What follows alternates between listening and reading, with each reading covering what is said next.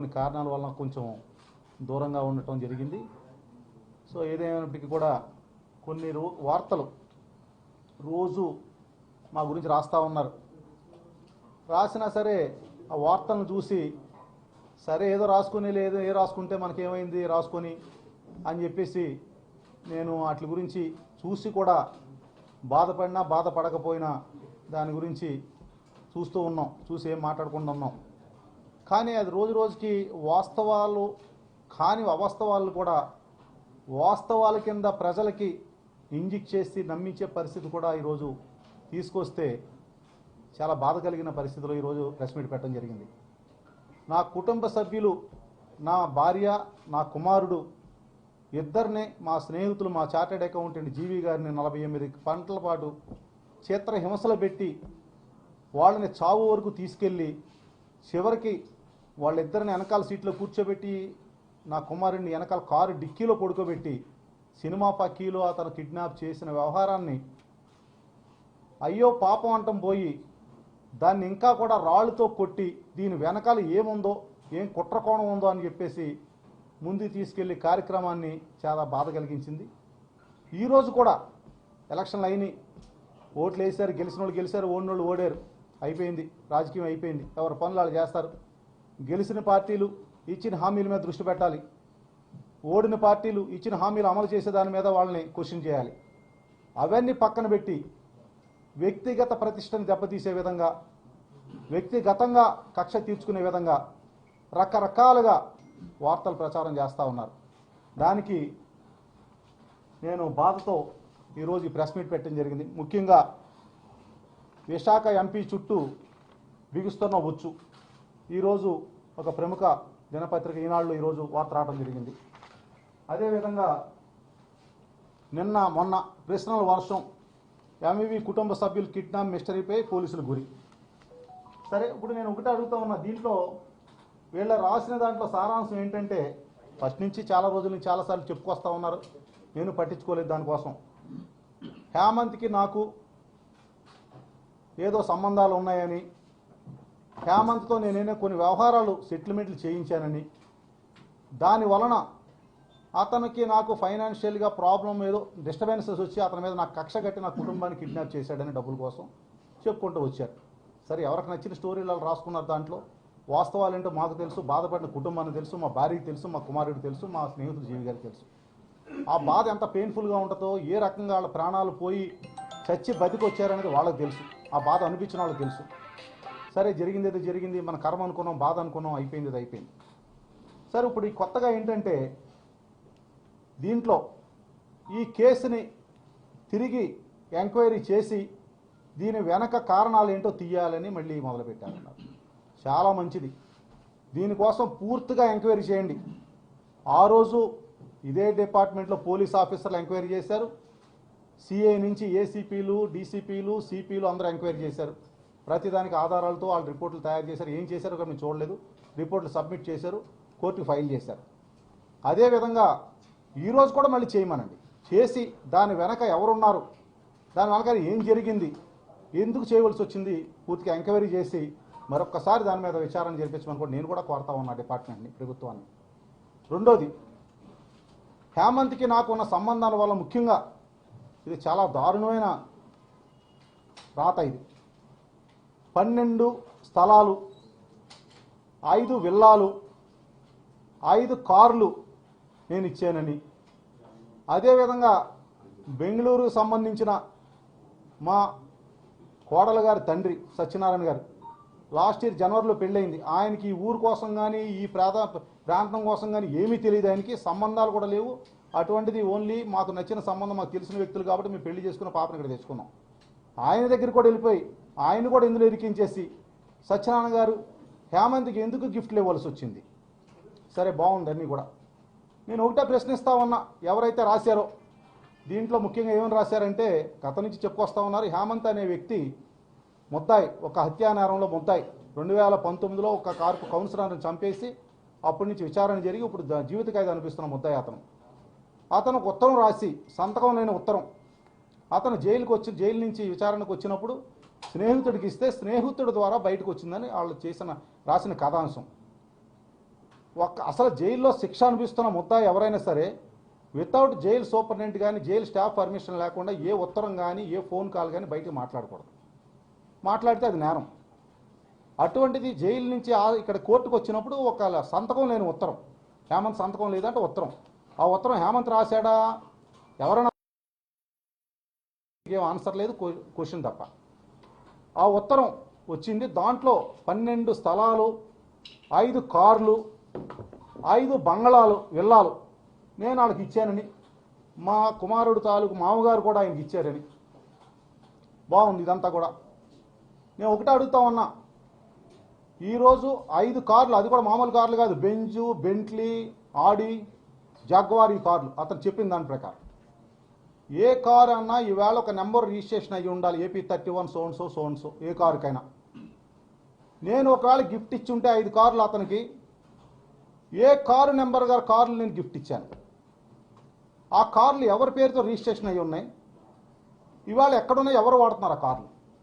అతను జైల్లో ఉన్నాడు కాబట్టి ఆ కార్లు ఎవరి దగ్గర ఉన్నాయి. నేను ఇచ్చుంటే ఏం చేయాలి, నేను కొని నా పేరుతో, కంపెనీ పేరుతో కానీ నా పేరుతో కానీ కొని అతను ట్రాన్స్ఫర్ చేయాలి. అంటే దానికి ఒక నెంబర్ ఉంటుంది, అది ఏ బ్రాండ్ అయినా ఒక రిజిస్ట్రేషన్ నెంబర్ ఉంటుంది, కారు బ్రాండ్ ఉంటుంది. సో ఎవరో ఒకళ్ళు వాడుతూ ఉండాలి కదా కార్లు. ఎక్కడైతే పడేయారు కదా, సముద్రంలో పడేయారు కదా కార్లు, పడేస్తున్న రికార్డు ఉండాలి. ఉంటే ఆ కార్లు ఏమైనాయి, 5 కార్లు ఎక్కడున్నాయి అంటే హేమంత్ ఎవరికైనా ఇచ్చాడా, హేమంత్ దగ్గర పెట్టుకున్నాడా అనే దానికి ఏ ఒక్కరు కూడా ప్రశ్నించలేదు. నేను ప్రశ్నిస్తా ఉన్నా, దానికి ఏమైనా ఆన్సర్ ఏదైనా దొరికితే మీరు దయచేసి నాకు చెప్పమని అడుగుతా ఉన్నా. రెండోది, 5 విల్లాలు, ఖరీదైన బంగ్లాలు, 5 బంగ్లాలు నేను గిఫ్ట్ ఇచ్చానని చెప్పి మా వియంకుడు గారు కూడా గిఫ్ట్ ఇచ్చారని చెప్పి. సరే, అది వియంకుడు గారికి అతను ఎవరో తెలియదు, ఈయన అతను ఎవరో తెలియదు, ఎందుకు ఆయన గిఫ్ట్ ఇవ్వాల్సి వచ్చిందో కూడా ఎవరికి తెలియదు. సరే, 5 బంగ్లాలంటే ఇదేదో ఒక పెన్నో పెన్సిలో వాచ్యో కాదు తీసి అలా చేతికి పెట్టేయటానికి. ఒక real estate property, immovable property కానీ మూవబుల్ ప్రాపర్టీ కానీ ఏదైనా ట్రాన్స్ఫర్ చేయాలంటే దానికి ఒక రిజిస్టర్ ఆఫీస్కి వెళ్ళాలి, దానికి ఒక గిఫ్ట్ నేను రిజిస్ట్రేషన్ చేయాలి, దానికి ఒక డాక్యుమెంట్ ఉండాలి, అక్కడ ప్రాపర్టీ ఉండాలి. ఈ 5 డాక్యుమెంట్ల తాలూకా నేను గిఫ్ట్ ఇచ్చినట్టుగా ఒక గిఫ్ట్ ఈడ్ కానీ రిజిస్టర్డ్ ఆర్ అన్రిజిస్టర్డ్ ఆర్ అక్కడ ప్రాపర్టీ కానీ 5 విల్లాలు ఇచ్చాం గిఫ్ట్. 5 విల్లాలు ఎక్కడున్నాయి, 5 విల్లాలు ఒక విల్లా అని ఎవరైనా చూసారా, ఏ ప్రాంతంలోనే, ఏ లేఅవుట్లోనే, ఏ ఏరియాలో ఉన్నాయి, ఉంటే అట్లా తాలూకు డాక్యుమెంట్ ఏది, ఎవరి పేరుతో గిఫ్ట్ ఇచ్చాను, పోనీ వాళ్ళ అమ్మ పేరుతో ఇచ్చాను, వాళ్ళ నాన్న పేరుతో ఇచ్చాను, అతని పేరుతో ఇచ్చాను, వాళ్ళ తమ్ముడు పేరుతో ఇచ్చాను, ఎవరి పేరుతో గిఫ్ట్ ఇచ్చాను, 5 బంగ్లాలు ఎక్కడున్నాయి అనేది కూడా వివరాలు ఇమ్మని కూడా నేను అడుగుతా ఉన్నా. దానికి ఆన్సర్ లేదు. 12 స్థలాలు నేను గిఫ్ట్ ఇచ్చాను. 12 స్థలాలు గిఫ్ట్ ఇస్తే ఆ స్థలాలు ఏ లేఅవుట్లో ఉన్నాయి, ఎక్కడున్నాయి, ఆ 12 స్థలాలకి డాక్యుమెంట్లు ఎక్కడున్నాయి, వీటిలన్నింటికి సమాధానాలు చెప్పని నేను అడుగుతా ఉన్నా. దీనికి ఏ ఒక్కటి కూడా ఆన్సర్ లేవు. పక్కా ఆధారాలతో రాశారు, ఇందులో పక్కా ఆధారాలు ఉన్నట్టు రాశారు. అంటే ఒక మనిషిని ఎన్ని రకాలుగా చెడ్డ చేయాలి, ఎన్ని రకాలుగా బాధ పెట్టాలి. నేనే రాజకీయంలో ఏ రోజు కూడా ఎంపీగా పోటీ చేసి 2019లో ఒక్కరి దగ్గర నయా పైసా డొనేషన్ తీసుకోలేదు. నేను 2019 నుంచి 24 వరకు ఎంపీగా పనిచేశాను. ఏ ఒక్కరు, మీ అందరికీ తెలుసు, ఏ ఒక్కరు వచ్చినా వాళ్ళకి కావాల్సిన పని చేసి పెట్టి పంపించడం తప్ప ఏ ఒక్కరి దగ్గర నయా పైసా రూపాయి నేను తీసుకోలేదు. 2024 మళ్ళీ సేమ్ ఎమ్మెల్యేగా పోటీ చేశాను, డబ్బు ఖర్చు పెట్టాను, కానీ ఒక్క రూపాయి ఎవరి దగ్గర డొనేషన్ కానీ నేను లంచం కానీ తీసుకోలేదు. ఇంత చక్కగా నేను చేసిన వ్యక్తిని నా చేతనైన సాయం చేశాను. కొన్ని నేను చేయలేకపోయాను, అది వేరే సంగతి. అప్పుడున్న పరిస్థితులను బట్టి మేము చేయలేని పనులు ఎంపీగా చేయలేకపోయాం, వేరే సంగతి. కానీ ఒక నిరాధారమైన ఆరోపణ, ఒక సంతకం లేని ఉత్తరం వచ్చిందని చెప్పేసి దానికోసం ఇంత కథల్లేసి కంటిన్యూస్ వార్తలు. మొన్న పేపర్ ఇది, ప్రశ్నల వర్షం, 12 విల్లాలు, 5 కార్లు, 5 విల్లాలు. ఇది వచ్చి చుట్టూ బిగిస్తున్న వచ్చు. రెడీ, నేను ఎంక్వైరీకి రెడీ. దీని మీద రీఓపెన్ చేసి కంప్లీట్ ఎంక్వైరీ చేయమని నేను అడుగుతా ఉన్నా. ఒక కుటుంబాన్ని అత్యంత దారుణంగా ఒక రౌడీ షీటరు, పీడీ యాక్ట్ పెట్టబడిన వ్యక్తి, 13 కేసులు ఉన్న వ్యక్తి, ఇతని మీద 13 కేసులు నమోదై ఉన్నాయి. మొదటి కేసు 2015 భీమిలి పోలీస్ స్టేషను, రెండో కేసు 2015 అరిలో పోలీస్ స్టేషను, మూడో case 2016 port town police station, నాలుగో కేసు అరిలో పోలీస్ స్టేషను, ఐదో కేసు లైఫ్ మన కన్విక్టెడ్ కౌన్సిలర్ని చంపేసిన కేసు 2019, ఈ 5 కేసులప్పుడు కూడా మా ప్రభుత్వం లేదు, నేను కూడా లేను అక్కడ. నాకు అసలు ఏమీ ఆడెవడో కూడా మనకు సంబంధం లేదు. ఇంకో case Bheemili police station 2022 Gantyada Vizianagaram police station, తర్వాత 2022 PM Palem Visakhapatnam police station, 2022 PM Palem police station Visakhapatnam, 2022 PM Palem Visakhapatnam, 2022 Bheemili Visakhapatnam, 2023 PM Palem Visakhapatnam. Last ఇది మాది కిడ్నాప్ కేసు. ఇది జరిగి కిడ్నాప్ తర్వాత జైలుకి వెళ్ళాడు. ఇంకొక విషయం ఏంటంటే కిడ్నాప్ జరగక ముందు 15 రోజుల ముందే ఇతని మీద పీడీ యాక్ట్ ఓపెన్ చేయడానికి ఫైలు పోలీస్ స్టేషన్లో ఈ సిపి గారికి వెళ్ళింది. అప్పుడు కొన్ని పరిస్థితుల్లో వాళ్ళు బిజీగా ఉండి ఆ పీడీ యాక్ట్ సంతకం అవ్వకపోవడం వల్ల అతను బయట ఉండి ఆ రోజు నేరం జరిగింది. లేకపోతే అతను లోపలికి వెళ్ళిపోయింటే నేరం జరిగి ఉండేది కాదు. రెండోది, అతను రౌడీ షీటర్ అయింది, రోజు స్టేషన్కి వెళ్ళి సంతకం పెట్టవలసిన పరిస్థితిలో 3 రోజులు ఒంట్లో బాగాలేదు హాస్పిటల్ అని చెప్పేసి అతను లీవ్ తీసుకుని ఆ రోజు కిడ్నాప్ చేయడం జరిగింది. అది అతని పరిస్థితి. అతనితో నేను ఇన్ని ఆరోపణలు చేస్తూ ఉన్నారు. నేను ఒకటే మీ అందరినీ పాత్రికేయులను అడుగుతున్నా, మీరందరూ చాలా తెలివైన వాళ్ళు, చాలా సబ్జెక్ట్ తెలిసిన వ్యక్తులు కాబట్టి నేను ఒకటే సింపుల్ క్వశ్చన్ అడుగుతాను. ఏ రోజైనా మీరు నా గత 10 సంవత్సరాలు నేను ఒకటే నెంబర్ వాడుతూ ఉన్నాను, నా ఫోన్ డేటా తీసుకోండి. ఏ రోజైనా అతనితో ఒకరోజు నేను ఫోన్లో మాట్లాడినట్టు కానీ, అతనితో నేను కలిసి మాట్లాడినట్టు ఒక ఫోటోగ్రాఫ్ కానీ, ఒక వీడియో కానీ, అతని గురించి నేను ఎవరికైనా రికమెండేషన్ చేసినట్టు కానీ ఏదైనా ఉంటే మీరు ఏ నేరానికి ఏ శిక్ష విధించినా నేను దాన్ని సిద్ధం. రెండోది, పోనీ ఇన్ని సంవత్సరాలు అతను అడ్డు పెట్టుకునే నేరాలు చేశానంటున్నారు కాబట్టి ఇన్ని కేసులు తెలుగుదేశం ప్రభుత్వం అతని మీద రిజిస్టర్ అయినాయి, వైసీపీ ప్రభుత్వం అతని మీద రిజిస్టర్ అయినాయి. ఏ రోజైనా ఈ కేసుల్లో ఎంవివి సత్యనారాయణ గారి మీద ఎవరన్నా ఇందులో ఇన్వాల్వ్మెంట్ ఉందని ఎవరన్నా రాశారా నా పేరు? పోనీ ఎంపీ అయితే నా మీద భయపడి అనుకోవచ్చు. ఎమ్మెల్యే నేను ఎంతమంది 2019 ముందు ఆ గవర్నమెంట్లో ఎవరన్నా నా పేరు రాశారా? కేవలం అతను చాలా క్రిమినల్ మైండ్ ఉన్న వ్యక్తి కాబట్టి అక్కడ శరత్ అనే మా అబ్బాయి ఒక్కడే ఉంటున్నాడని గమనించి అతన్ని బంధించి శిక్షిస్తే డబ్బులు వస్తాయని కేవలం ఒకే ఒక ఆలోచనతో ఆ రోజు అతను చేయడం జరిగింది. ఆ రోజు నేను హైదరాబాద్లో లేకపోవటం, మా వైఫ్కి మా అబ్బాయితో ఫోన్ చేయించి మరీ పిలిపించుకుని ఒంట్లో బాగోలేదని పిలిపించుకోవటం, అదేవిధంగా మళ్ళీ మా వైఫ్తోని శరత్తోని మళ్ళీ జీవి గారిని ఫోన్ చేసి రప్పించుకోవటం, తర్వాత మళ్ళీ నన్ను కూడా పిలిపించాలని ఉద్దేశంతో అతను చేయటం. కానీ నేను హైదరాబాద్లో ఉండటం వలన అప్పటికే నాకు అనుమానం వచ్చి వీళ్ళ ఫోన్లు ఎందుకు ఎత్తలేదని డౌట్ వచ్చిన వెంటనే పోలీసుకి ఇన్ఫర్మేషన్ ఇచ్చి ఆ రోజు నేనే ఇన్ఫర్మేషన్ ఇచ్చి చెప్పడం జరిగింది. సో ఎంత దారుణమైన వార్తలు ఈవేళ ఈనాడు పేపర్ లార్జెస్ట్ సర్క్యులేటెడ్ పేపర్ అది. పార్టీలు ఇష్టం ఉండొచ్చు, తెలుగుదేశానికి వాళ్ళు సపోర్ట్ చేయొచ్చు, ఈనాడు తెలుగుదేశం పేరు పెట్టుకోవచ్చు, ఏదైనా పెట్టుకోవచ్చు. కానీ వ్యక్తుల్ని వాళ్ళ వ్యక్తిగత ప్రతిష్ట దిగజారే విధంగా ఏ ఒక్కరు చేసినా అది కరెక్ట్ కాదనేది నా ఉద్దేశం. దీని మీద మేము కూడా లీగల్గా ప్రొసీడ్ అవ్వచ్చు, మేము కూడా కోర్టులో కేసులు వేయచ్చు. ఏ రోజైనా మేము వేసాం ఆ కేసులు. సరే ఏదో రాసుకుంటున్నారులే రాసుకొని చెప్పి ఏ రోజు మేము పట్టించుకోలేదు. నిన్న ఈరోజు కంటిన్యూగా రాష్ట్ర వ్యాప్తంగా అంటే ఎంవివి సత్యనారాయణ 27 సంవత్సరాలు 1997లో ఇక్కడ నేను బిజినెస్ స్టార్ట్ చేశాను. 100 అపార్ట్మెంట్లు ఇక్కడ కట్టాను, నేను హైయెస్ట్ అపార్ట్మెంట్స్ కట్టాను. ఏ ఒక్కరోజు నా మీద ఏ ఒక్క కన్జ్యూమర్ కానీ, ఒక కస్టమర్ కానీ, ఒక ల్యాండ్ ఓనర్ కానీ నా మీద కేసు ఫైల్ లేదు ఎక్కడో కూడా. ఒక్క కేసు ఈరోజు తెలుగుదేశం ప్రభుత్వంలో ఉన్న కళ్ళ వెంకటరావుతో నాకు గొడవ అయింది. ఒకరోజు మాస్టర్ ప్లాన్ 80 ఫీట్ రోడ్ ఆయన సైట్లోంచి వెళ్తుంది కాబట్టి ఆయన అబ్జెక్షన్ చేశాడు కాబట్టి ఆయనకి నాకు ఘర్షణ అవటం, ఆయన మీద కేసు పెట్టడం అవన్నీ కూడా అందరూ తెలిసిన విషయాలే. అంతే తప్ప ఏ ఒక్కరితో నాకు ఘర్షణలు కానీ గొడవలు కానీ లేవు. ఇటువంటిది ఈరోజు ఇంత దుర్మార్గంగా నా మీద ఇలాంటి వార్తలు రాయటం చాలా మనస్సుకు బాధ కలిగించే విషయం కాబట్టి ఈరోజు మీ అందరి ముందు కూడా ఇది తెలియజెప్పడానికి వచ్చేయనని తెలియజేస్తా ఉన్నా.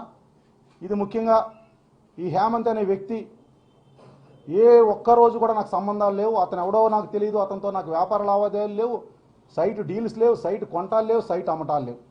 అదేవిధంగా అతనికి ఒక కారు కాదు కదా, ఒక ఆటో కాదు, ఒక మోటార్ సైకిల్ కూడా నేను గిఫ్ట్ ఇవ్వలేదు ఈ రోజు కూడా. అదేవిధంగా విల్లా కాదు కదా, ఒక కనీసం గుడిస్ కూడా గిఫ్ట్ ఇవ్వలేదు, ఒక స్థలం కూడా గిఫ్ట్ ఇవ్వలేదు. ఏదైనా గిఫ్ట్ ఇచ్చి ఉంటే ఇవన్నీ చేత్తో ఇచ్చిపుచ్చుకునేవి కాదు, అన్ని రికార్డెడ్గా ఉండాలి.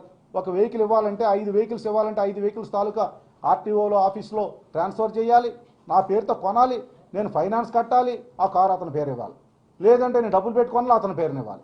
5 కార్లు పోనీ నేను ఇచ్చాను, ఎక్కడున్నాయి చెప్పానండి కార్లు? ఏ కారు ఎక్కడుందో చెప్పానండి? 5 విల్లాలు ఎక్కడున్నాయి చెప్పానండి? 12 స్థలాలు ఎక్కడున్నాయి చెప్పానండి? ఇంత ప్రాపర్టీ ఉన్న వ్యక్తి ఇటువంటి పనులు కార్యక్రమాలు ఎందుకు చేస్తాడో మనందరికీ అర్థం కాని విషయం. సరే దయచేసి మీరందరూ కూడా ఈ విషయాన్ని గమనించవలసిందిగా మీ అందరికీ కూడా నేను చేతులెత్తి వేడుకుంటా ఉన్నా. నాకేంటంటే ఈవేళ ప్రెస్ మీట్ పెట్టవలసిన అవసరం కూడా నేను వద్దు అనుకున్న మార్నింగ్ కూడా ఈవేళ సరే ఈ పేపర్ చూసిన రోజు పొద్దున పేపర్ చూసే పని ఏంటంటే మాకు నిజంగా మీ అందరు పాత్రికేయులందరికీ చెప్తాను, మనసు బాధతో చెప్తాను. పొద్దున్న పేపర్ చూసి మన కోసం ఏం వార్తలు రాశారని చదువుకొని బాధపడి పక్కన పెట్టడం తప్ప రెండో పని లేదండి. యూట్యూబ్ ఓపెన్ చేస్తే ఏమి తిడతారో తెలియదు, అంత నేరం ఘోరం ఏం చేస్తాం ఊరికి కానీ రాష్ట్రానికి కానీ దేశానికి కానీ మేము అనేది నాకు అర్థం కావట్లేదు. సరే ఇంకో విషయం, సరే ఈ కిడ్నాప్స్ మ్యాటర్ ఇది దయచేసి కిడ్నాప్లో మీరు ఇప్పటికైనా గమనించండి. ఈటీవీ వాళ్ళు కానీ ఈనాడు వాళ్ళు కానీ ఉంటే వాళ్ళు కూడా రాసుకోండి సార్ దయచేసి. ఆంధ్రజ్యోతి ఏబిఎన్ కానీ ఉంటే ఈ కిడ్నాప్ వ్యవహారంలో నేను ఎంక్వైరీ, మనకు ఒక పెద్ద ఆఫీసర్ ఎవరో జైలుకి వెళ్ళి కూడా ఎంక్వైరీ చేసుకున్నారంట. మంచిది, చేసుకుంటే డీటెయిల్డ్గా ఏదైతే వాళ్ళు అంతకుముందు షార్ట్ షీట్ ఫైల్ చేశారు, షార్ట్ షీట్లో ప్రతి ఐటమ్ని రీఓపెన్ చేసి చేసుకోమని చెప్పి కూడా నేనే కోరుతా ఉన్నా. కోరితే వాళ్ళు కూడా అర్థమవుతుందని కూడా తెలియజేస్తా ఉన్నా. మీరందరూ కూడా దయచేసి ఆ విషయాన్ని కూడా మీరు ప్రజలకు తెలియజెప్పాల్సింది కోరుతా ఉన్నా. ఇది 13 కేసులు ఉన్న వ్యక్తిత్వం, అత్యంత దారుణంగా ఒక మహిళని మర్డర్ చేసి రేప్ చేసి మర్డర్ చేసిన వ్యక్తిత్వం. అటువంటి వ్యక్తికి ఇవాళ వెనకేసుకొచ్చి అలాంటి వ్యక్తిని మీరు ఇవాళగా మాట్లాడుతూ ఉన్నారంటే మరి ఏంటి అనేది మాకు అర్థం కావట్లేదు. ఇంకా రెండోది, ఈ మధ్యన సిరిపురం గొడవ రోజు చూస్తాను ఉన్నాం. దాంట్లో 2 ఎలిగేషన్స్. ఒకటి రోడ్డు కట్టంగా రాళ్లు పెట్టించేసి అందరినీ ఇబ్బందికి గురి చేశాననేది. నేను 14/8/2023లో నేను మున్సిపల్ కమిషనర్కి పోలీస్ కమిషనర్కి ఉత్తరాలు రాశాను. నేను అవి పెట్టిన తర్వాత ఇవన్నీ కూడా రోడ్డుకి అడ్డంగా ఉండటం వల్ల ఇబ్బంది పడతా ఉన్న ట్రాఫిక్ అంటే స్వచ్ఛ సర్వేక్షణ ప్రకారం స్మార్ట్ సిటీ రూల్స్ ప్రకారం ట్రాఫిక్ సిగ్నల్స్ని మినిమం చేయాలని మాకు పైనుంచి ఆర్డర్స్ ఉన్నాయి సార్, మేమేం చేయలేము, మాకు పైనుంచి వచ్చిన ఆర్డర్స్ అంటే సరే నేను విడిచిపెట్టాను. దాని మీద నన్ను ఎన్నో రకాలుగా నా మీద రకరకాల ఆరోపణలు చేశారు. సరే ఏదో మాట్లాడుకున్నారని వదిలేశాను. రెండోది 63 కోట్ల రూపాయలు టీడీఆర్ నేను తీసేసుకున్నా అన్నారు.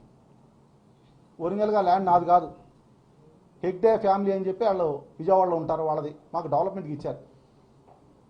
40% మేము వాళ్ళకి ఇవ్వాలి, 60% మేము తీసుకోవడానికి బిల్డింగ్ కట్టడానికి వాళ్ళతో అగ్రిమెంట్ అయ్యాం, పని మొదలుపెట్టాం. దానికి 2041 మాస్టర్ ప్లాన్ 2021లో వచ్చింది, 22లో 2041 ఫోర్స్లో ఉంటుంది. ఆ మాస్టర్ ప్లాన్ ప్రకారం అక్కడ రోడ్డు ఎంత వెడల్పు ఉండాలో వెడల్పుకు తగిన స్థలం రోడ్డుకు విడిచిపెట్టిన తర్వాతే బిల్డింగ్ కట్టాలి. అది రూల్. అది లేదంటే బిల్డింగ్ కట్టేసిన తర్వాత అప్పుడు రోడ్డు వేస్తానంటే బిల్డింగ్ అడ్డు వస్తుంది రోడ్డుకి. ఆ మాస్టర్ ప్లాన్ ప్రకారం 150 అడుగుల రోడ్డు వెడల్పు ప్రకారం అక్కడ ఎంతైతే 2 పక్కల డివైడ్ చేసి ఈ పక్కన ఎంత వదిలిపెట్టాలనేది మున్సిపాలిటీ ఒక రూల్స్ ఫిక్స్ చేసి దాని ప్రకారం ఎంత స్థలం విడిచిపెడితేనే మేము ప్లాన్ ఇస్తాం, దీనికి టీడీఆర్ ఇస్తామని వాళ్ళు చెప్పిన తర్వాత టీడీఆర్ బాండ్స్ వాళ్ళు ఇచ్చిన తర్వాతే ఆ స్థలాన్ని మున్సిపల్ కార్పొరేషన్ గిఫ్ట్ రూపంలో వాళ్ళు ఓనర్స్ ఇచ్చి టీడీఆర్ బాండ్స్ తీసుకుని టీడీఆర్ కూడా ఎక్కడ కూడా బయటికి పట్టుకెళ్ళలేదు. వాళ్ళు సేమ్ సైట్లోనే బిల్డింగ్ కట్టుకోవడానికి వాడుతూ ఉన్నారు. అది కూడా మీరు నోట్ చేసుకోండి పాయింట్ని. 63 కోట్లు టీడీఆర్ బయట పట్టుకెళ్ళి అమ్ముకోవట్లే, సేమ్ సైట్లోనే ఇక్కడ పోయిన ల్యాండ్ ఎక్కడైతే పోయిందో దాంట్లో వాడుకుంటున్నారు. వాళ్ళు సేమ్ సైట్లో కట్టుకోవడానికి రెడీ అయ్యి ఆ టీడీఆర్ ప్రకారం బిల్డింగ్ కట్టడానికి వెళ్తూ ఉన్నారు. దాని మీద రకరకాల ఆరోపణలు వచ్చినాయి. సరే మేము ఎంపీగా ఉన్నాం కాబట్టి బిజినెస్ చేస్తాం, ప్రతిపక్షాలు ఆరోపణలు చేస్తారనుకున్నాం. సరే కానీ అని అనుకున్నాం, దాన్ని పక్కన పెడితే ఇంకో మూడో విషయం, కోరమన్నపాలెంలో 4 విషయాలు మీకు క్లారిఫై ఇవ్వాలనుకున్నాం. ఫస్ట్ది హేమంత్ విషయం అయింది, రెండోది సిరిపురం విషయం అయింది, మూడోది కోరమన్నపాలెంలో ఎంవీఎంకే పార్క్ అని ఒక 2000 అపార్ట్మెంట్లు కట్టాం, 2000 ఫ్లాట్లు, ఒక అద్భుతమైన గేటెడ్ కమ్యూనిటీ 10 ఎకరాల్లో. 2018 తెలుగుదేశం ప్రభుత్వం అధికారంలో ఉండగా వీళ్ళందరితో అగ్రిమెంట్ అయ్యాం. మేము అగ్రిమెంట్ 2018లో ప్లాన్ అప్రూవల్ తీసుకున్నాం. దానికి తెలుగుదేశం ప్రభుత్వం ఎంపీని కూడా కాదు అప్పుడు. 2019లో పని మొదలు పెట్టాం. 2021 కల్లా కంప్లీట్ చేసాం. 22 కంప్లీట్ చేసాం. దాన్ని రీసెంట్గా అందరూ దిగిపోయారు కూడా. దాంట్లో 1%గా నేనేదో ఫోర్స్ఫుల్గా తీసుకున్నానని చెప్పేసి దాని మీద రకరకాల ఆరోపణలు మన చంద్రబాబు నాయుడు గారు కూడా మాట్లాడటం జరిగింది. దాంట్లో ఉన్న వాస్తవం ఏంటంటే 3 పార్టీలు, అందులో 10 ఎకరాల ల్యాండ్, గజం 10,000 రూపాయలు గవర్నమెంట్ వాల్యూ, అది 50,000 గజాలు, 45,000 చిల్లర, 48,000 గజాలు, 47-48 కోట్లు దాని వాల్యూ.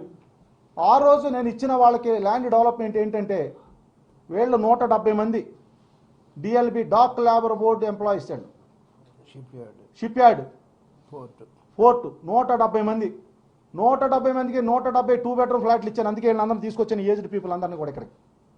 అది కాకుండా కొప్పిశెట్టి శ్రీనివాస్ గారు అనే వ్యక్తి 30 ఫ్లాట్లు 10 కోట్ల రూపాయలు ఇచ్చాం ఆయన. అది కాకుండా ఓనర్స్ ఎవరైతే ఉన్నారో 14,000 ఎస్ఎఫ్టీ వాళ్ళకి ఇచ్చాం. ఈ డాక్యుమెంటేషన్ చేయటం కోసం వీళ్ళ మధ్యలో చిన్న మనస్పర్ధలు, ఎందుకంటే వీళ్ళందరూ మోసపోయారు. లేఅవుట్లో బిట్లు కొనుక్కుని 30 సంవత్సరాలు బాధలు పడతా ఉన్నారు. వీళ్ళ దగ్గర 10 సంవత్సరాలు నా దగ్గరికి వచ్చారు. 2011-12 నుంచి నా దగ్గరికి వచ్చారు. 11లో వచ్చారు నా దగ్గరికి. రొక్కం గారు అని చెప్పేసి పోర్ట్ డిప్యూటీ చైర్మన్, ఆయన ద్వారా 4-5 మీటింగ్లు వాళ్ళ ఇంట్లో పెట్టి వీళ్ళందరికీ మనిషికి ఒక ఫ్లాట్ ఇస్తానని, వీళ్ళు అడిగితే ఫ్లాట్లు కట్టిస్తాను ఒప్పుకుని 170 ఫ్లాట్లు వీళ్ళందరికీ వేళ రాని ప్రాపర్టీ నెలకి ఇచ్చాం. కోర్టులో కేసులు పడతా ఉంటే గొడవలు పడతా ఉంటే కొప్పిశెట్టి శ్రీనివాస్ గారు అగ్రిమెంట్ హోల్డర్, ఆయన కోర్టుకు వెళ్ళారు. ఒరిజినల్ ఓనర్స్ ఆయనకి అగ్రిమెంట్ రాస్తే ఆయన వచ్చి ఏళ్ళకి అమ్మేస్తే వాళ్ళందరూ ఆయన మధ్యలో కోర్టుకు వెళ్ళడం డిస్ప్యూట్లో పడింది. ముగ్గురు ఓనర్స్కి మేము ఏం చేస్తామంటే అందరికి అంగీకారంతో వాళ్ళకి ఇచ్చి వీళ్ళకి ఇచ్చి ఆ బిల్డింగ్ మంచి బిల్డింగ్ కట్టడం జరిగింది. 1% ప్రాపర్టీ నేను తీసుకుంటానంటే ఈరోజు అందరూ కూడా రకరకాలుగా మాట్లాడుతున్నారు దాని మీద. కానీ వాస్తవం దాంట్లో వీళ్ళందరూ కలిపి 215 ఫ్లాట్లు 2,15,000 ఎస్ఎఫ్టీ ప్లస్ 10 కోట్ల రూపాయలు క్యాష్ మేము ఇవ్వడం జరిగింది. దాంట్లో 25% మేము ఖర్చు దాంట్లో ఇవ్వడం జరిగింది. సరే, ఎవరు ఇష్టమైన మాట్లాడుతున్నా అదే మాట్లాడుకుంటే ఈరోజు రేడియంట్ గవర్నమెంట్ 8%కి ఇచ్చింది. రేడియంట్ రుషికొండలో 8% గవర్నమెంట్ ఇచ్చింది. మేము 22% ఇచ్చాము వీళ్ళందరూ కలిపి. 2,500 రూపాయలు చొప్పున 2 బెడ్రూమ్ హౌసెస్ 10 ఫ్లోర్లు కట్టి అందరికీ మంచి అద్భుతమైన బిల్డింగ్లు ఈరోజు మేము ఇవ్వడం జరిగింది. తక్కువ ధరలో ఇచ్చాం. అది ఇంకా 4వ విషయం వచ్చేసరికి అవన్నీ కూడా యాజ్ పర్ రికార్డు, మీలో ఎవరు కావాల్సిన రికార్డులన్నీ కూడా మేము సబ్మిట్ చేస్తామని కూడా తెలియజేస్తా ఉన్నా. అది కూడా 4వ విషయం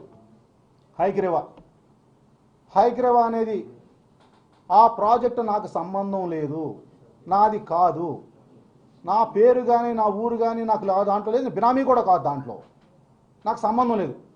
ఒక్కటి మా చార్టెడ్ అకౌంటెంట్ జీవి గారు 2019 జనవరిలో జగదీశ్వరుడు కంపెనీ హైగ్రేవా లోన్లు కట్టలేక ఎన్పీలోకి వెళ్ళిపోతుంటే 15 కోట్లు ఆ రోజు బ్యాంకులో కట్టాలని చెప్పేసి అంటే నన్ను వచ్చి జీవి గారు అడిగితే ఆయన ఎవరో కూడా చూడకుండా జీవి గారి మాట కోసం 15 కోట్ల రూపాయలు నేను ఆర్టీ చేసేసాను ఆ రోజు. తర్వాత సబ్సిక్వెంట్గా నాకు ఇచ్చారు, వేరే సంగతి అది. ఆ రకంగా 15 కోట్లే కాకుండా రకరకాలుగా జీవి గారు ఇరుక్కుపోవటం వలన ఆ కేసుల్లో వాళ్ళ డబ్బులు ఇరుక్కుపోవటం వలన ఆ ల్యాండ్ తప్పక గతి లేక ఆ ల్యాండ్ తీసుకుని ఇవాళ దాన్ని కడతా ఉన్నారు బిల్డింగ్.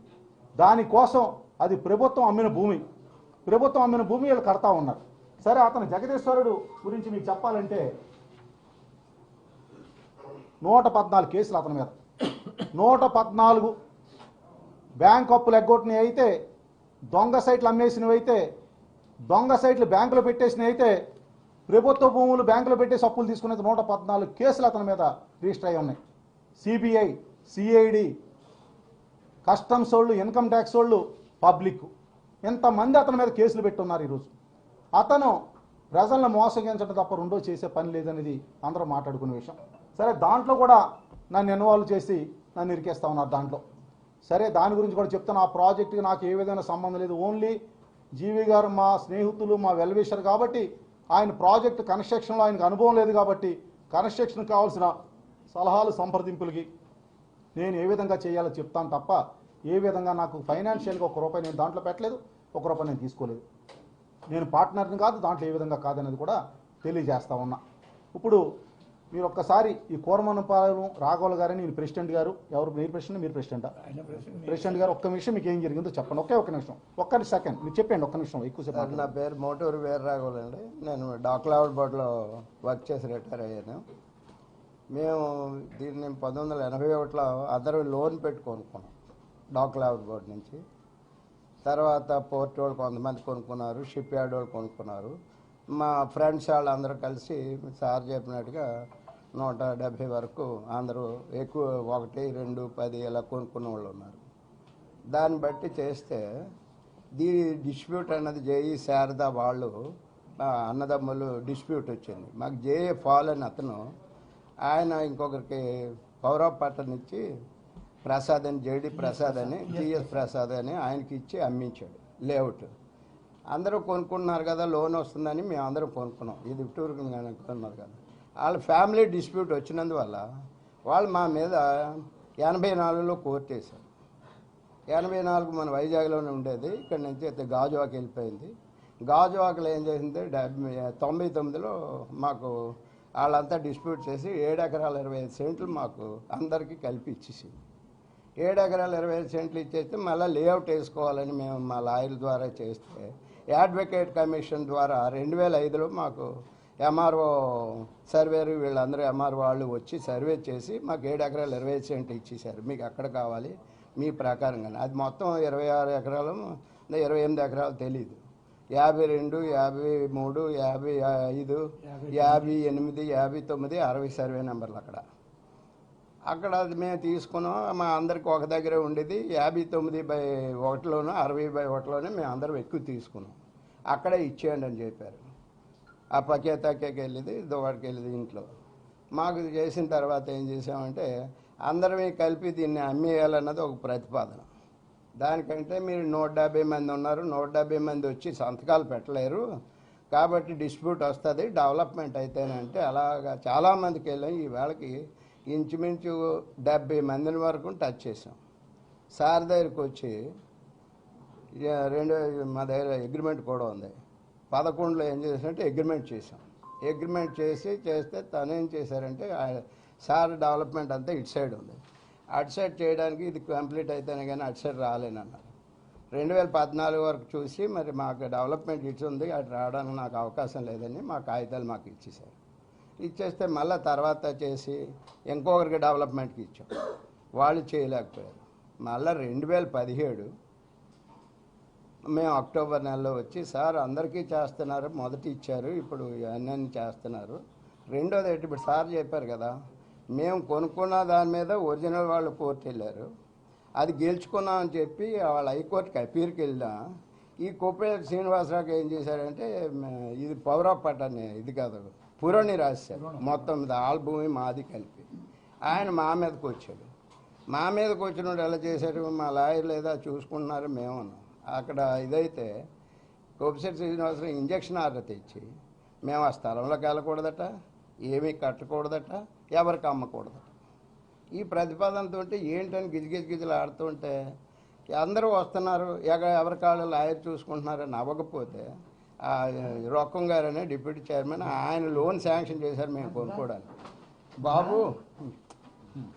బాబు ఇలాగైంది, నీ చేతుల ద్వారా అయింది కాబట్టి దీనికి ఏదో సొల్యూషన్ అంటే ఏంటంటే అందరినీ కూర్చోబెట్టి ఒక తాటి తీసుకొచ్చి సార్తో సంప్రదించి ఇది చేసి ఆఖరికి 2017 చేశాం. అది ఒక ప్రాసెస్లోకి వచ్చింది. ఏవేవి వచ్చినా మేము అందరం ఉండి ఈవేళ చేస్తే మాకు కానీ మిగిలిన వాళ్ళు కానీ ఈవేళ ఆ ఏరియాలో చూసినట్టయితే మధ్యతరగతి కుటుంబీయులకి అది చాలా అందుబాటులో వచ్చింది. 2000 అపార్ట్మెంట్లు కట్టే కొంత మాకు ఇచ్చేదిగా మిగిలిన అమ్మినాను. ఇది అదొక ఎంకే పార్క్. అయితే సార్ చెప్పినట్టుగా అది జరాయితీ ల్యాండ్, అది వాళ్ళ డిస్ప్యూటు మాకు వచ్చేసింది. మేము అగ్రిమెంట్ చేసుకున్నాం, వాళ్ళని ఒప్పించేశారు. కొప్పేటి శ్రీనివాసరావు గారిని ఒప్పించారు. అక్కడికి ఎవరికి మా ముగ్గురులోనూ ఎవరికి మాది లేదు, ఒరిజినల్ ఓనర్స్ లేదు, కొప్పేటి శ్రీనివాసరావు లేకుండా మిగిలిన వాళ్ళు అందరూ పేపర్లు మేము చదువుతున్నాం. ఏంటి ఏదీ లేదు, వెళ్తే మా దగ్గర నుంచి వెళ్ళాలి. వాళ్ళందరూ చేసి ఇలా చేశారు, ఇది చేశారు, అది చేశారు అని అంటే అదేంటంటే అది రాజకీయంగా చేసి ఉంటే ఉండాలి తప్ప కానీ మన వాళ్ళు ఎవరో కాదు కదా అన్నాం. 1-2 సార్లు ఏమన్నా ఉన్నాయి ఏంటంటే ఎవరో చేస్తే ఎంఆర్ఓ దగ్గరికి వెళ్ళాం. మా ఒరిజినల్ ల్యాండ్ అని మేము ఇచ్చాం, సంతకాలు ఇవి మా జడ్జి అగ్రిమెంట్లు ఎలాగ ఉన్నాయి అని ఇది జరిగిన విషయం. అయిపోయింది, మేము అందరికీ మాకు ప్లాట్లు ఇచ్చారు, ఇప్పుడు అందులో ఉంటున్నాం. ఇప్పుడు 2011లో వీళ్ళు నాకు ఇప్పుడు వచ్చారు, నా వల్ల కాదు బాబు నేను చేయలేను, నేను మధురవాడ సైడ్ ఎండాడ సైడ్ సిటీలో చేస్తానంటే 2014 మళ్ళీ వచ్చారు. మళ్ళీ 2014 నేను అన్నా, మళ్ళీ 2017లో వచ్చారు. రొక్కం గారు పిలిచి 2017లో అగ్రిమెంట్ అది. అంటే తెలుగుదేశం ప్రభుత్వం ఉండగా మిగిలిన పార్టీలు ముగ్గురిని కూర్చోబెట్టి అందరికీ సామరస్యంగా ఎవరికి కావాల్సిన వాళ్ళకి ఇచ్చి రిజిస్ట్రేషన్ చేసి వేళేళ్ళు ఇందులో 170 మందిలో ఒక 30 మంది చచ్చిపోయారు. ఆల్రెడీ ఎంతమంది చచ్చిపోయారు? ఎక్కువ 34 మంది చచ్చిపోయారు. వాళ్ళ కుటుంబం అందరికీ ఈవేళ చక్కగా ఇల్లులు కట్టి అప్పచెప్పితే మా మీద ఆరోపణ చేయడం మొదలుపెట్టారు. ఆ కోరమన్నపాలెం కోసం మీకు క్లారిటీ ఇవ్వాలన్న ఉద్దేశంతో ఈరోజు అది కూడా చెప్పడం జరిగింది. సిరిపురం కూడా క్లారిఫికేషన్ ఇచ్చాను, హైగ్రేవా కూడా క్లారిఫికేషన్ ఇచ్చాను. ఇంకా హేమంత్ విషయం అనేది మేము ప్రభుత్వానికి కానీ పోలీస్ డిపార్ట్మెంట్ కానీ ఒకటే చెప్తున్నా, ఆడొకాల గొప్ప నీతిమంతుడు, ఒక మంచి వ్యక్తి, ఆడు సమాజానికి చాలా అవసరం. అంటే ప్రభుత్వం చేతులు అన్నీ ఉంటాయి కాబట్టి సమాజానికి సేవ చేసే అటువంటి వ్యక్తిని తీసుకొచ్చి ఆగస్టు 15 రోజున ప్రజల్లోకి వదిలేస్తే మళ్ళీ ఆడు హ్యాపీగా అందరికి మంచి చేస్తాడు. కాబట్టి అదే నిర్ణయం ప్రభుత్వాన్ని తీసుకోవాల్సిందిగా నేను కోరుతా ఉన్నాను. ఏదైనా ఎవరన్నా క్వశ్చన్లు అడగాలంటే నేను అదే కదమ్మా చెప్తున్నాను కదమ్మా. అమ్మా నేనైతే చెప్తున్నా, నేను కేసు రీఓపెన్ చేసి పూర్తిగా ఎంక్వైరీ చేసి దాంట్లో నేరస్తులు ఎవరున్నారో ఎవరైతే నేరం చేశారో ఒక్కసారి మళ్ళీ చూడమని చెప్తున్నా. నేను ఇందులో దాసేది నేను వద్దని అనట్లేదు కదమ్మా, చేయమని చెప్తున్నా. కానీ ఈలోపు ఈ పేపర్లో రాతలు వస్తున్నాయి కదా, ఇవి ఒక జైల్లో శిక్ష అనుభవిస్తున్న ముద్దాయి, అందులో మర్డర్ కేసులో జీవిత ఖైదీ పడిన ముద్దాయి ఒక ఫోన్ కాల్ బయటికి మాట్లాడాలని సూపరింటెండెంట్ సమక్షంలో సూపరింటెండెంట్ రికార్డ్ చేసి బయటికి మాట్లాడాలి, లాయర్తో మాట్లాడిన. ఒక లెటర్ రాయాలంటే సూపరింటెండెంట్ వెరిఫై చేసి దాంట్లో ఏ రకమైన ఇబ్బందికరకమైన వార్తలు లేవు అని చెప్పేసి చూసిన తర్వాత వాళ్ళ కాపీ అట్టు పెట్టుకుని కాపీ బయటికి పంపించాలి. ఈవేళ ఒక ముద్దాయి కోర్టు నుంచి జైలు నుంచి కోర్టుకు వచ్చి అతని స్నేహితుడికి కలిసి స్నేహితుడికి లెటర్ ఇచ్చాడంటే మరి దాని మీద ఎంక్వైరీ చేయకుండా అసలు ఆ స్నేహితుడు ఎవరు, ఖైదీని కలిసిన స్నేహితుడు ఎవరు, ఏ కోర్టుగాడు కలిశాడు, అది ఒక ఐపీసీ ప్రకారం చట్ట వ్యతిరేకమైన చర్య. ఒక ముద్దాయి జైల్లో శిక్ష అనిపిస్తున్న ముద్దాయి డైరెక్ట్గా ఒక స్నేహితుడికి ఉత్తరాలు ఇచ్చాడంటే ఎవరికి తెలియకుండా దాన్ని ఫస్ట్ అసలు ముందు ఎంక్వైరీ చేయాలి. ఒకళ్ళు ఇచ్చుంటే దాని మీద సంతకం ఉండాలి, అతనిది సంతకం లేని కాగితం ఎవరైనా రాయొచ్చు, ఈయన రాసి రేపు పొద్దున అక్కడ పెట్టేసి హేమంత్ రాశాడని చెప్పొచ్చు. అసలు దాని మీద కనీసం ఎవరు మాట్లాడలే. 12 స్థలాలు, 5 విల్లాలు, 5 కార్లు, అవేం దాచుకుని జేబులో పెట్టుకుని కాదు కదా. 5 విల్లాలంటే జేబులో పెట్టుకెళ్ళాం. పోనీ ఎవరి దగ్గర ఉన్నాయి, ఏ విల్లా మధురవాడలో ఉందా, భీమిలీలో ఉందా, ఎంవిపిలో ఉందా, లాసన్స్ బేలో ఉందా, ఎవరి పేరుతో ఉంది, దాంట్లో ఎవరు నివసిస్తున్నారు, దాని డోర్ నెంబర్ ఎంత సైజు విల్లా, ఫోటోలు ఇమ్మనండి. పోనీ కార్లు 5 కార్లు దాని నెంబర్ ఎంత, ఏ బ్రాండ్ కారు, ఏ సంవత్సరంలో కొన్నాం, ఎవరి పేరు కొన్నాం, ఎవరి పేరు ట్రాన్స్ఫర్ అయింది, ఎవరు ఓడుతున్నారు, ఇప్పుడు ఆడు జైల్లో ఉన్నాడు కాబట్టి. పోనీ 12 స్థలాలు ఏ లేఅవుట్లో ఉన్నాయి, ఎవరి పేరుతో ఉన్నాయి, ఒక్కసారి చెప్పండి. 12 నన్ను లాగడమే కాకుండా నా కుటుంబాన్ని, నా భార్య 48 గంటల శిక్ష అనిపించింది అక్కడ. నా కొడుకు 48 గంటలు చేతులు మొహాలు కట్ అయిపోయినాయి. జీవి గారిని వీపు మీద కొట్టారు, బ్యాట్తో విపరీతంగా శిక్షించారు. దానికోసం ఎవరు అయ్యో పాపం అని కూడా అనిపించలేదు వీళ్ళకి రాసే వార్తల్లో వాళ్ళకి.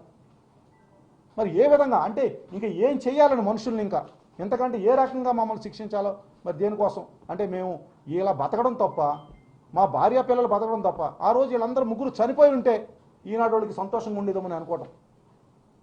ఈనాడు పేర్తలు ఎవరైతే రాశారు ఈ వార్తలు, విలేకరు ఎవరైతే ఉన్నారో ఆ రోజు ముగ్గురు చనిపోయి ఉంటే వీళ్ళ మనసు శాంతించేదా, లేకపోతే నేను ఆడ చావు వెనక కూడా నేను ఉన్నానని కూడా రాస్తాను కూడా తెగిస్తారేమో నాకు డౌట్. వాళ్ళు నేనే చంపించానని రాసిన ఆశ్చర్యపోకలేదు. ఆ రోజు హేమంత్ అనే వ్యక్తిని అడ్డం పెట్టుకుని ఆ ముగ్గురిని అడ్డు తొలగించుకున్నాను వ్యాపారం కోసం, ఆస్తుల కోసం అని చెప్పినా ఆశ్చర్యపోకలేదు.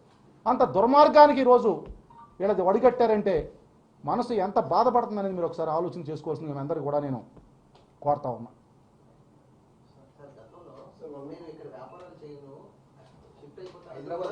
ఇప్పుడు అదే చేయాలండి. ఇప్పుడు చేసే పనులకి ఇవాళ నా దగ్గర వేల మంది కార్మికులు పోతూ ఉన్నారు, వేల ట్యాక్సులు కడతా ఉన్నారు. సిరిపురంలో 18 కోట్ల రూపాయలు ట్యాక్స్ మున్సిపాలిటీ కట్టాను, 2 కోట్ల రూపాయలు మైనింగ్ కట్టాను నేను. ఎంత డబ్బులు కట్టి వేల మందిని పోషించి 100కు పైగా అపార్ట్మెంట్లు కడితే ఈరోజు నా మీద ఆ రోజు కూడా ఎవరో ఎస్పీ లేనిపోయిన ఆరోపణలు చేస్తే ఆ రోజు ఇలా వార్తలు రాస్తే నేను అన్నా ఏంటి వెళ్ళిపోతానని కాదు, రాజకీయాల్లో ఉంటే ఇక్కడ వ్యాపారం చేయకూడదు, వ్యాపారం చేస్తే రాజకీయాల్లో ఉండకూడదు, రెండు ఒక చోట చేయకూడదు. కాబట్టి నేను ఇక్కడ రాజకీయాల్లో ఉంటాను కానీ వ్యాపారం ఇక్కడ చేయనని చెప్పడం జరిగింది. హైదరాబాద్లో వ్యాపారం చేస్తాను, ఆల్రెడీ హైదరాబాద్లోనే వ్యాపారం చేయటానికి ఇంకా మరి ఇక్కడ ఎవరు చేయనిచ్చేలా లేరు మమ్మల్ని ఇంకా దారుణంగా చేసిన తప్పుకి, చెయ్యని తప్పుకి, చెయ్యబోయే తప్పు కూడా మా మీద కారణాలు చెప్పేసి మా మీద ఆడుకుంటే ఇంకేం చేస్తాం మేము?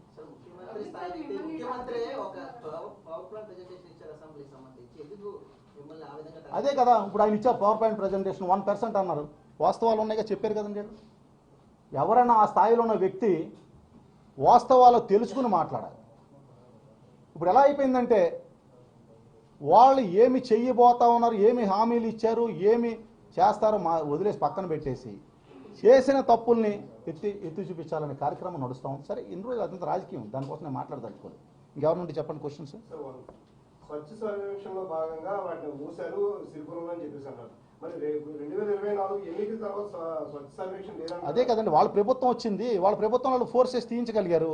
నేను చెప్తే వినలేదు వాళ్ళు ఆ రోజు. సార్ ఏ ప్రభుత్వం అయినా కూడా స్వచ్ఛ సర్వేక్షణ అనేది ఒకటే రూల్ ఉంటుంది. అదేనండి మాటేనండి. మీరు ఒకసారి ఆ క్వశ్చన్ ఏం చేస్తారంటే మీరు మున్సిపల్ కమిషనర్ అడగండి, పోలీస్ కమిషనర్ అడగండి, వాళ్ళ దగ్గర ఇంటర్నల్ మ్యాటర్ ఆర్టీ యాక్ట్లో పెట్టి తీయండి. ఆర్టీ యాక్ట్లో పెట్టి ఏ విధంగా పెట్టవలసి వచ్చింది, ఎందుకు తీయవలసి వచ్చింది, రెండు వాళ్ళు రికార్డు చేస్తారు కదా, పెట్టినప్పుడు చేస్తారు, తీసినప్పుడు చేస్తారు. మీరు పాత్రికేయులు కాబట్టి మీరు అడిగితే డెఫినెట్గా ఇస్తారు. ఒక ఆర్టీ యాక్ట్లో పెట్టి ఇలాగ ఎంపీ గారు లెటర్ ఇచ్చారా లేదా మీకు, దాని మీద ఎందుకు పెట్టవలసి వచ్చింది, ఎందుకు తీయవలసి వచ్చింది, మీరు పెట్టండి, పెట్టేసి ప్రచురించండి. బ్లాస్టింగ్ చేయడం వల్ల చుట్టుపక్కల ఇల్లులు పగిలే అవకాశం ఉన్నాయంటే ఇప్పుడు బ్లాస్టింగ్ అనేది కన్స్ట్రక్షన్లో కామన్ థింగ్ అండి. ఇప్పుడు హైదరాబాద్లో తీసుకుంటే అన్ని కొండలు ఉంటాయి. కొండలు ఎక్కడైనా సరే పేల్చి సెల్లార్లు తోవటం అనేది కామన్. అది control blasting, not blasting, control blasting. Control blasting అయినప్పుడు చేసినప్పుడు అన్నీ కూడా దాని పద్ధతి ప్రకారం దాని అంటే ఎంత మందు పెట్టాలి, ఎంత సౌండ్ రావాలనేది రూల్స్ ఉంటాయి, దాని ప్రకారమే చేస్తారు.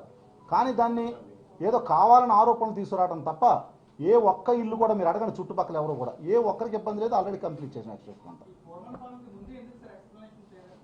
సార్ ఒకటే చెప్తాను, కోరమనపాలెం ఈరోజు ఏది మాట్లాడుకుంటే అది మాట్లాడుకున్నారని ఊరుకున్నాను సార్. నేను చేయని తప్పుకి దానికి ఎక్స్ప్లెనేషన్ ఇవ్వాల్సిన అవసరం లేదు. ఇదిగో ఇవాళ పెద్దవాళ్ళని తీసుకొచ్చి కూర్చోబెట్టి, ఎందుకంటే రోజు రోజుకి దీన్ని ఇవ్వకపోయే కొద్ది కూడా ప్రజలు కూడా దాని గురించి నమ్మే పరిస్థితి వచ్చింది. మేము ప్రభుత్వం ఉండగా మేము ఏం మాట్లాడినా దాన్ని ఇంకో రకంగా వక్రించి మాట్లాడతారు కాబట్టి దాన్ని ఆ రోజు నుంచి ఈ రోజు వరకు నేను మాట్లాడలేదు. మన ముఖ్యమంత్రి చంద్రబాబు నాయుడు గారు మాట్లాడినట్టు కూడా నేను మాట్లాడలేదు, సైలెంట్ ఊరుకున్నా.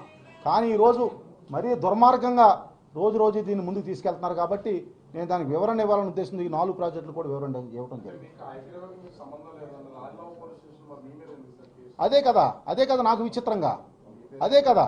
ఇప్పుడు అదే నేను అడుగుతా ఉన్నా సార్, అదే నేను అడుగుతున్నా. హైగ్రీవా అనే వ్యక్తిని నేను కలలేదు, హైగ్రీవా అనే వ్యక్తితో నేను ఫోన్లో మాట్లాడలేదు, హైగ్రీవా వ్యక్తిని నేను చూడలేదు, అతనితో నేను ఎక్కడే కూడా ఏం సంబంధాలు లేవు. కానీ అతను నా మీద కేసు పెడితే ఇక్కడ రిజిస్టర్ చేసి నా మీద ఎఫ్ఐఆర్ పెట్టి అదేనండి పోనీ సంతకాలు పెట్టించానంటారు కరెక్ట్, వైట్ పేపర్లో సంతకాలు పెట్టించాను. దానికి ఏదో నేను దగ్గరుండి పెట్టించినట్టు ఏదో ఆధారమో ఏదో ఉండాలి కదా, ఏముంది? అదే ఏది బెదిరించాను అంటే ఇన్ని సంవత్సరాలు కనపడలేదు. ఇప్పుడు పెట్టించిన సంతకాలు నేను అతనితో 2019 ప్రభుత్వం మారిన తర్వాత అప్పుడు గుర్తొచ్చింది. అంతకుముందు అదే వ్యక్తి డబ్బులు తీసుకుని అతను కావాల్సిన కాంపన్సేషన్ తీసుకున్నాడు, డబ్బులు సెటిల్మెంట్ చేసుకున్నాడు, కోర్టులో కేసులు విత్డ్రా చేసుకున్నాడు. అతని కోర్టులో నాకు ఏ విధంగా సంబంధం లేని ఎఫిడవిట్లు వేశాడు, అతను కేసులు విత్డ్రా చేసుకున్నాడు. అదే వ్యక్తి ఆ డీటెయిల్స్ మొత్తం మీకు పంపిస్తాను. ఒకరోజు ఎవరైనా కావాలంటే మొత్తం ఏం జరిగిందో జీబీ గారికి తెలుసు నాకంటే ఎక్కువ. కాబట్టి అతను కేసు పెట్టడం, కేసు విచారణ చేయకుండా నా మీద ఎఫ్ఐఆర్ నమోదు చేయడం కూడా చాలా దారుణమైన పరిస్థితి. దాని మీద కోర్టులో పోరాటం చేస్తా ఉన్నాం. దాని మీద హైకోర్టుకి వెళ్ళాం, సుప్రీంకోర్టు కూడా వెళ్ళాం. కేవలం కక్షతో అతను చేసిన పని తప్ప ఏమీ కాదనే ఉద్దేశం రేపు భవిష్యత్తులో కోర్టు తేల్చబోతుంది.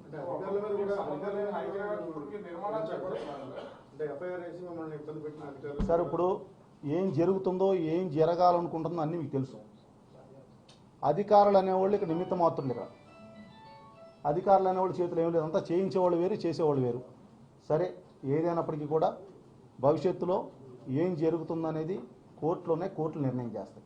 కోర్టులు ఎవరు అన్యాయం చేశారు, ఎవరు న్యాయం చేశారు, కోర్టులు పూర్తిగా దానికి వివరణ ఇస్తాయి.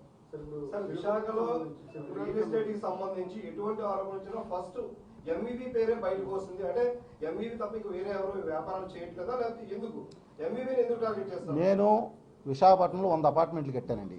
ఏ ఒక్కరు 10 మించి కట్టలేదండి. ఏ వీధిలో చూసినా ఎంఈవి అపార్ట్మెంట్స్ ఉంటాయండి. ఏ రోడ్డుకి వెళ్ళినా నా బిల్డింగ్లు ఉంటాయండి. విశాఖపట్నంలో ఇండస్ట్రీ, బిల్డింగ్ కన్స్ట్రక్షన్ ఇండస్ట్రీ అంటే దానికి ఒక రూపం తీసుకొచ్చి ఈ లెవెల్ తీసుకొచ్చిన వ్యక్తిని నేను. ఎంతోమంది వేల మంది కార్మికులు పోతాను, ఎంతోమందికి ఇల్లులు కట్టించాను.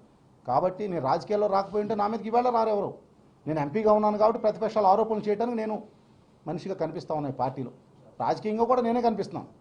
రాజకీయంగా నాకంటే మంత్రి గారు ఉన్నారు, అమర్ గారు ఉన్నారు, లేకపోతే ఇంకొకరు అందరూ ఉన్నారు. కానీ ఎవరి కోసం మాట్లాడలేదు, నా కోసం మాట్లాడతాను. ఎందుకు? నేను వ్యాపారంలో ఉన్నాను కాబట్టి ఆరోపణలు చేయటం, అది కూడా రియల్ ఎస్టేట్ వ్యాపారం కాబట్టి డెఫినెట్గా నా మీద ఆరోపణలు చేస్తాను. అతను నా టార్గెట్ ఏంటండి? టార్గెట్ చేయకుండా అతను సార్ అతనికి కావాల్సింది ఇల్లు అండి, దొరికింది అక్కడ, డబ్బు కోసం కిడ్నాప్ చేశాడు, డబ్బు వచ్చింది. ఇవాళ ఏం చేస్తా టార్గెట్? ఇంకా అతను తప్పు కప్పిపుచ్చుకోవాలి కదా. నా మీద చాలా మంది టార్గెట్ చేశాడని మీకు ఇంకా మీరు అలా 13 కేసులు ఉంటే ఒక మర్డర్ చేశాడు, అది నేను కాదు కదా. నాకంటే ముందు ఒక బిల్డర్ నేను కిడ్నాప్ చేశాడు, అది నేను కాదు కదా. ఇంకో కిడ్నాప్ చేసాడు. ఇతను కిడ్నాపులు చెప్తానండి. 2022లో పిఎం పాలెం పోలీస్ స్టేషన్లో నమోదైంది కిడ్నాప్ కేసు. 2023లో పిఎం పాలెంలో నమోదైంది కిడ్నాప్ కేసు. ఇవన్నీ నేను కాదు కదా. మరి చాలామంది ఉన్నారు ఇందులో. ఇతని బాధ్యతలు చాలామంది ఉన్నారు, నేను ఒక్కనే కాదు. సరేనా? Thank you very much sir. Thank you అండి. నైస్. మీరు దయచేసి నేను చెప్పిందంతా ఈ వాస్తవాన్ని మీరు అర్థం చేసుకుని మీరన్నా సానుకూలంగా దీనికోసం ఆలోచిస్తారని నేను కోరుకుంటా ఉన్నా. అది